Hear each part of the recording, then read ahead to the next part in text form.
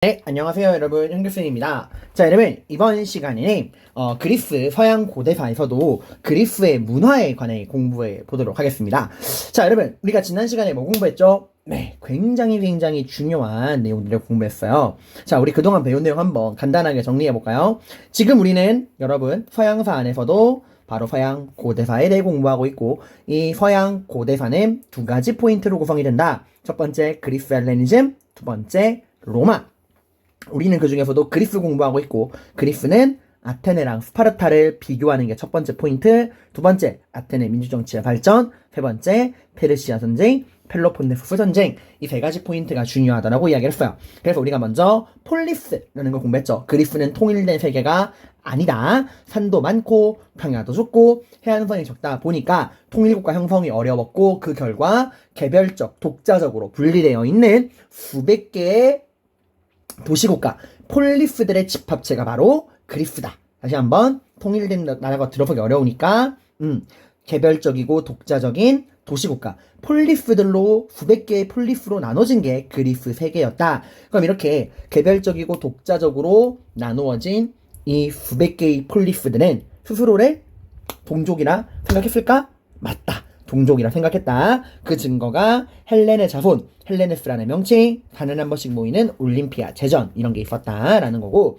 이 수백 개의 폴리스 중에서도 우리는 아테네랑 스파르타를 비교 분석해야 됐다. 스파르타 하면은 여러분들 시민이 5%밖에 안 됐고, 일단 내륙 지방에서 농업을 중심으로 했고, 그리고 5%의 이 정복자 도리스인들이 나머지 95%의 피정복민들을, 페리오이코이와 헤일로타이드를 다스려야 하는 체제였고, 그래서 모든 시민들을 엘리트 군인으로 양성하는 군사 통치 체제, 그래서 나온 게 아고게라고 하는 집단생활 공동교육 군사훈련 시스템이었다. 그에 반해 아테네는 해안가에서 해상무역을 했고, 절반 이상의 사람들이 자유인인 시민이어서 민주정치로 돌아갔었다라는 거.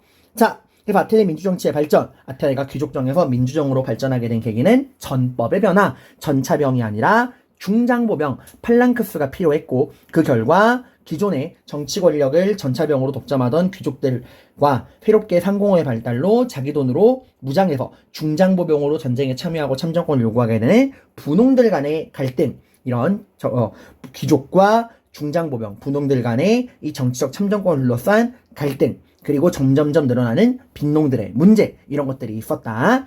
그래서 이 민주정치 발전하는 과정에서 이 두 가지 문제가 해결되는 거를 우리가 솔, 페, 클페, 솔론, 페이시스트라토스, 클레이스테네스, 페리클레스로 살펴봤다. 솔론, 금권정치, 재산에 따라 정치적 권리를, 참정권을 차등 분배하겠다라는 게 솔론이었고요. 두 번째는 페이시스트라토스, 페이시스트라토스는 이런 금권정치에서 소외된 빈농들의 불만을 이용해서 참주정치, 독재, 그리고 클레이스테네스는 그런 독재, 참조정치의 출현을 막기 위한 도편 추방제, 그리고 혈연 중심의 부족을 거주지 중심으로 부족으로 바꾼 부족제 개편, 이렇게 거주지 중심으로 개편된 부족으로 만들어진 500인 평일회. 그 다음 나오는 게 페르시아 전쟁, 마라톤, 테르모필레 전투, 살라미스 해전. 전쟁 결과 아테네를 중심으로 델로스형 동맹이 만들어지고 아테네가 성장했다. 그리고 이 전쟁에 참여하는 빈민들, 이 수병과 노자비로 참전한 빈농들, 빈민들에게 참정권을 주기 위해 수당제가 등장했다. 그리고 그리스 페르시아 전쟁 이후에 페리클레스는 장군을 제외한 관직과 배심원을 추첨하는 추첨제, 그리고 이런 관직 복무의 사람들에게 월급을 주는 수당제, 그리고 민에 관한 강화, 추첨 수당, 민에 관한 강화. 하지만 이렇게 아테네가 독주하는 거를 견제하는 세력이 등장했죠. 스파르타를 중심으로 한 펠로폰네소스 동맹, 아테네를 중심으로 한 델로스 동맹, 전쟁이 벌어지게 되고, 이 전쟁 결과 스파르타가 그리스의 패권을 장악했지만 지속적인 내분으로 힘이 약해지고 알렉산더의 아버지 필리포 2세에게 무너졌다라는 것까지 공부했어요. 자, 오늘은 그리스의 문화 볼 건데, 이건 사실 양은 얼마 안 되고요. 그리스의 문화 같은 경우 단독 문제로 나오기보다는 그 나중에 이거 뒤에 배울 헬레니즘과 로마 문화랑 여러분이 비교해서 알아두셔야 됩니다. 자, 우선 그리스의 문화 같은 경우는 가장 중심으로 잡아야 되는 게 요거예요. 특징, 두 가지 특징이 있습니다. 첫 번째, 합리적이다. 그리고 두 번째, 중심적이다. 인간 중심적이다라는 게 중요한 포인트입니다. 그리스가 얼마나 인간 중심적인 문화냐? 신화에서도 나오죠. 다른 나라 신화랑 그리스 신화가 정말 다른 점에 그리스 신화에 나오는 12명의 신, 제우스를 포함해서 뭐 하데스, 포세이돈 등등 뭐 12명의 신이 나오는데 이 신들이 다 어때요? 그저 인간처럼 묘사가 되어 있어요. 가지고 있는 능력은 신적인 능력이지만 이들은 인간처럼 생각하고 사랑하고 감정을 느끼고 질투도 하고 막 그런 바람도 피고 그러잖아요, 여러분들. 이게 바로 그리스 인간 중심적인 문화인데 이걸 여러분이 기본 베이스로 깔고 인간 중심적이다라는 큰 특징을 깔고 이제 철학, 역사, 문학, 미술로 나누어서 살펴볼게요. 우선 철학.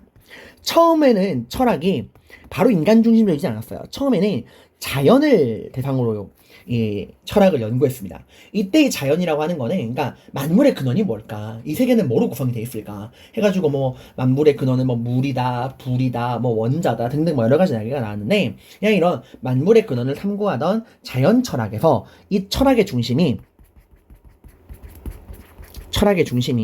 이런 자연에서 인간으로 옮겨오게 됩니다. 이렇게 철학의 중심을 자연에서 인간으로 돌린 게 바로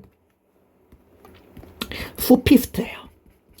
소피스트는 사람 이름이 아닙니다. 집단을 말합니다. 소피스트가 어떤 집단이냐? 인류 최초의 직업교사라 불리는 사람들이 소피스트예요. 그게 무슨 말이냐? 여러분 아테네는 이제 클레이스테네스와 페리클레스 시기를 거치면서 모든 시민이 정치에 참여하는 민주정치가 정착이 되게 됩니다. 이제 모두가 정치에 참여하는 민주정치란 말이에요. 그러면 정치에 참여하게 되면 제일 중요한 게 뭐죠? 그죠? 사람들을 설득하는 거예요. 사람들 앞에 나가서 사랑하는 아테네의 시민 여러분, 저는 이번에 이런 정치에 관해서 이렇게 생각합니다. 라고 자기 의견을 조리 있게 말한 다음에 그 자신의 의견대로 사람들을 설득하는 게 정치의 기본이잖아. 항상 이런 필요성이 생기면 사교육이 따라 나오죠.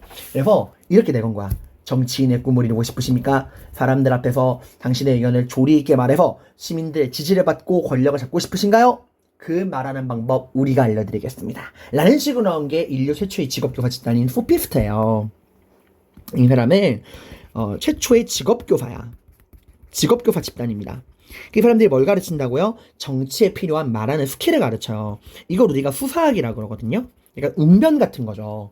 이제 이런 거 돈 받고 이제 이런 스킬을 알려주는 건데 아무래도 여러분 이게 점점 뭐로 바뀌게 되냐면은 여러분 정치인들 말하는 거 들어보면 어때요? 그래서 굉장히 교묘하죠. 물에 물 탄데 술에 술 탄데 슉슉슉 미꾸라지처럼 빠져나가잖아. 소피스트들도 이런 정치에 필요한 수사학을 알려주다 보니까 당연히 진리의 상대성을 이야기할 수밖에 없어요. 모든 진리는 상대적이다, 주관적이다. 진리의 상대성과 주관성을 이야기하는 거예요. 이런 거죠. 제가 횡령을 했다고요?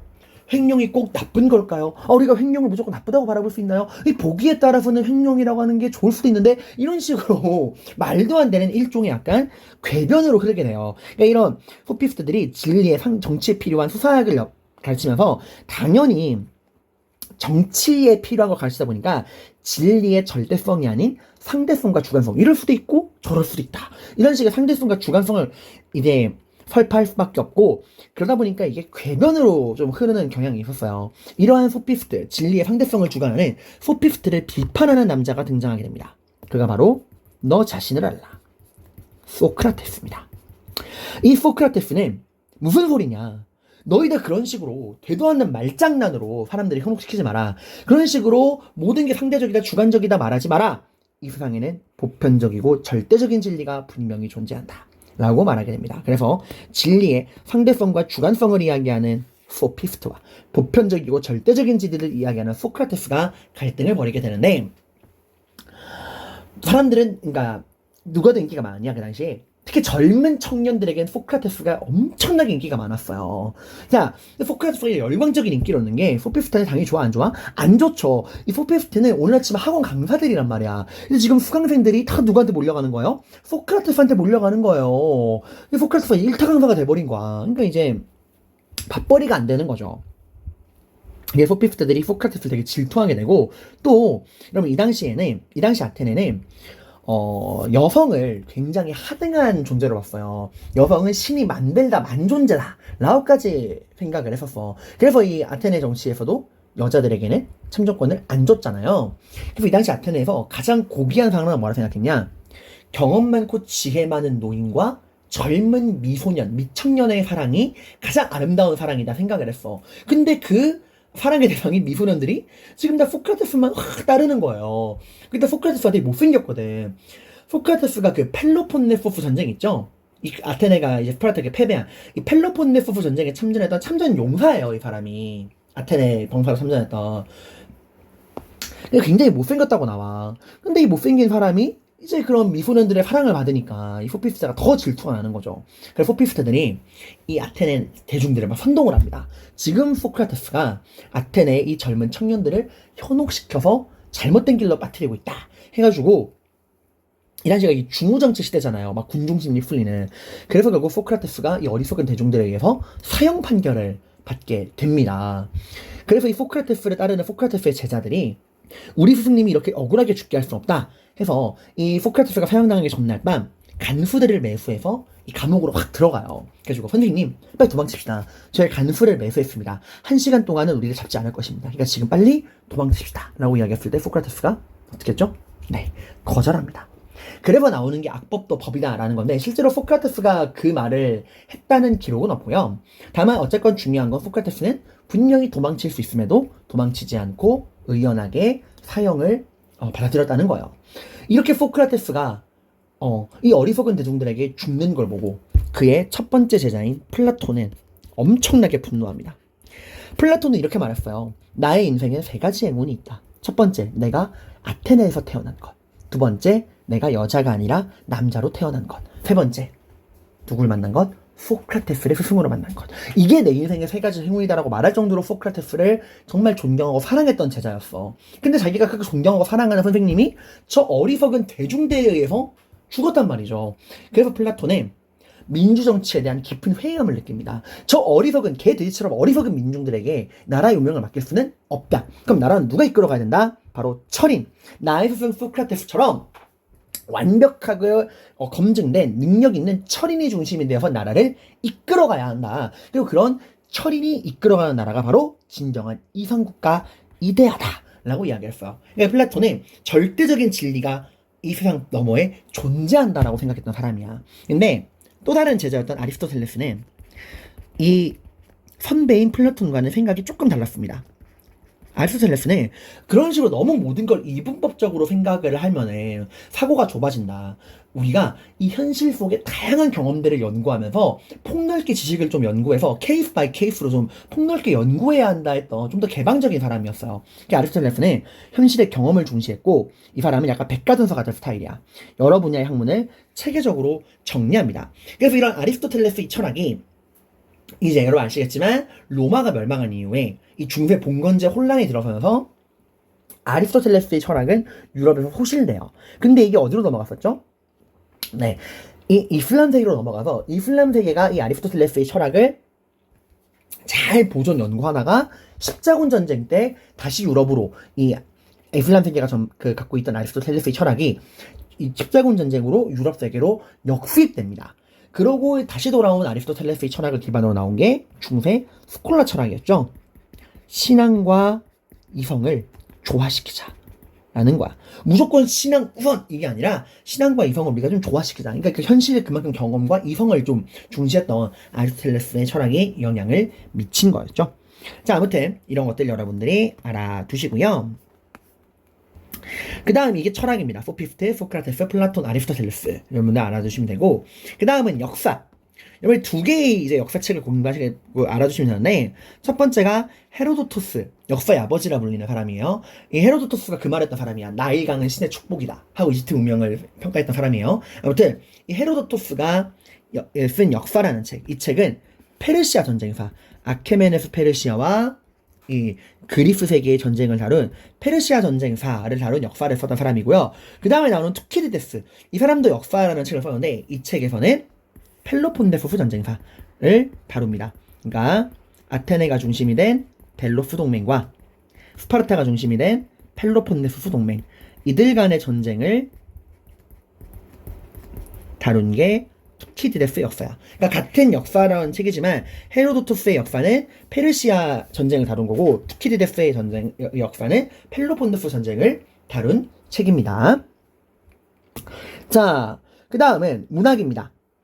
문학은 호메로스라는 사람이 쓴 두 개의 책, 일리아스, 다른 말로는 일리아드, 같은 말이에요. 일리아스 혹은 일리아드, 그리고 오디세이아, 이 두 개가 있는데, 일리아스 같은 경우는 이건 이제 그 트로이 전쟁 있죠? 트로이 전쟁을 다룬 거고, 오디세이아는 트로이 전쟁이 끝난 이후에 이 트로이 전쟁에 참전했던 왕 중에 오디세우스라는 왕이 있어. 오디세우스 왕. 이 사람의 모험을 다룬 이야기예요. 이 사람이 이제 고향으로 돌아가는 그런 모험을 다룬 이야기인데, 중요한 특징은 다 인간 중심의 서사시다라는 겁니다. 자, 그 다음에 미술. 요거 좀 중요한데요.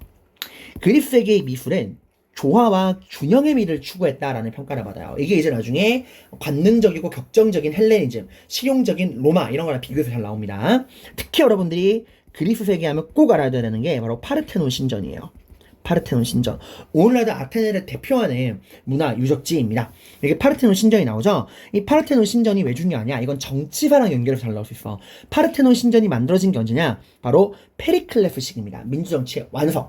이제 그 페르시아 전쟁에 승리한 이후에 델로스 동맹의 델로스 동맹의 맹주로서 군림하던 아테네가 이 델로스 동맹의 회원국들로부터 걷어들인 돈으로 만든 게 파르테논 신전이에요. 그러니까 페르시아 전쟁 이후에 아테네는 델로스 동맹을 결성하고 이 델로스 동맹으로부터 벌어들인 돈으로 수당제도 하고 해군도 기르고 파르테논 신전도 만든 거야. 언제? 페리클레스 시기에. 여기 파르테논 신전은 그 아테네의 아크로폴리스에 있는 신전으로 아테네의 후보신인 아테나 여신에게 바치는 신전이다. 이 나오죠? 페리클레스의 주도로 델로스 동맹에서 내준 기부금으로 지어진 파르테논 신전이라고 하는 걸 여러분들이 알아주시기 바랍니다. 이걸 가지고 페리클레스 시기를 물을 수도 있어요. 그리고 좀 여담이지만 이게 뭐랑 연결할 수 있냐면은 오스만 제국이랑 연결돼서 나올 수도 있어요. 이게 나중에 이 그리스 세계가 오스만 제국의 지배에 들어가게 되잖아요. 그때 이제 오스만 제국이 베네치아랑 싸울 때 오스만 제국 애들이 이 파르테논 신전을 화약고로 썼거든. 근데 하필이면 재수없게도 베네치아가 쏜 포탄이 이 파르테논 신전에 맞았는데, 문제는 이 파르테논 신전에 오스만 제국이 화약을 보관해놨잖아. 그리고 뻥 터져가지고 파르테논 신전이 엄청 많이 훼손이 됐어요. 그래서 이 오스만 제국 이야기도 나올 수도 있습니다. 자, 아무튼 중요한 건 페리클레스, 델로스 동맹 이런 것들이니까 연결해서 알아두시면 됩니다. 이렇게 인간 중심의 그리스 문화, 철학, 역사, 문학, 미술, 파르테논 신전을 중심으로 여러분들이 알아두시고요. 나머지 자료들 여러분들이 한번 읽어보시고 다음 시간부터는 알렉산드로스 제국, 헬레니즘에 대해서 공부해보도록 하겠습니다. 고생 많으셨습니다.